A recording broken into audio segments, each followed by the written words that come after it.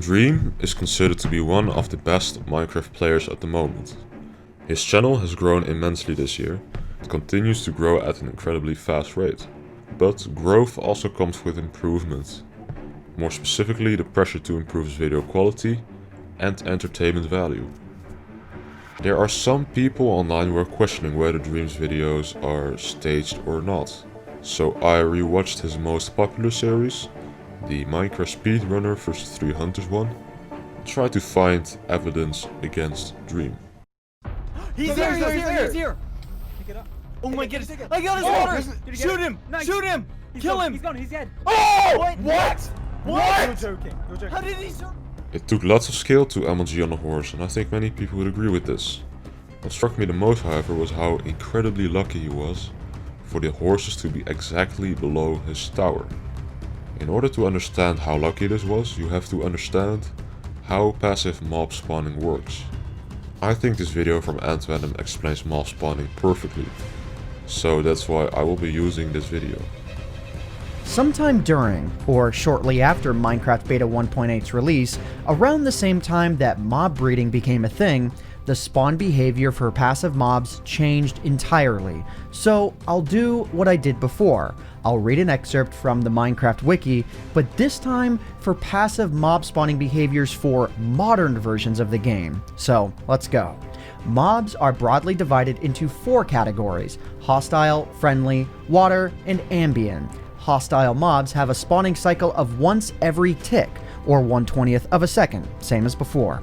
Friendly and water mobs have only one spawning cycle every 400 ticks, or once every 20 seconds. Because of this, where conditions permit spawning, hostile mobs spawn frequently, but passive mobs spawn very rarely. Most animals spawn within chunks when they are initially generated.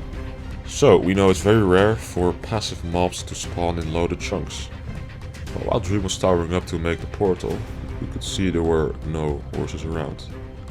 This means the horses must have spawned after the chunks were loaded.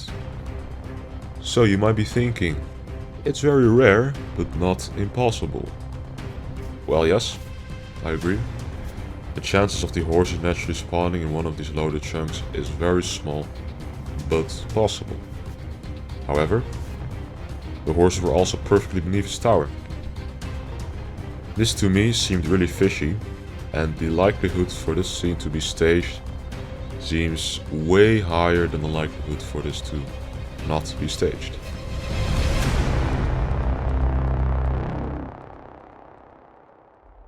Another thing I noticed after rewatching the series were the editing cuts whenever he was in a sticky situation or on very low health. In this clip from his most recent manhunt, Dream gets chased by Bad and Sapnap. They are right behind his tail when mid-chase. The footage gets cut to a later point in time.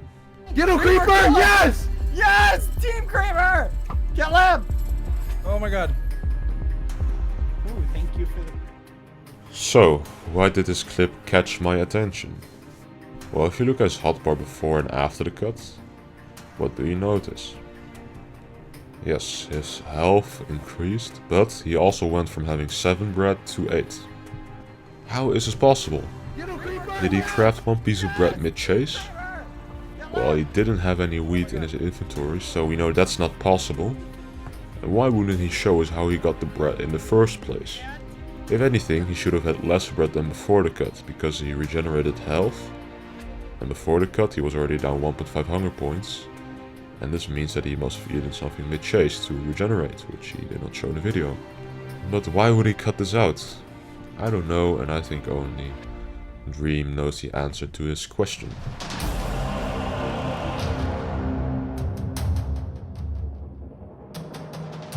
I could also list a lot of subjective things, like how the hunters play kind of incompetent, and just how Dream always seems to get lucky. Luck does not last forever, and seems like Dream is lucky in every single video multiple times. But I know these subjective arguments can easily be countered by just saying, ooh, he's the luckiest man alive, or by saying, ooh, the hunters are genuinely bad at the game.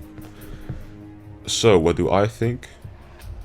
Well, I don't think his videos are staged in its entirety, because it's very hard to fake everything for the entire video.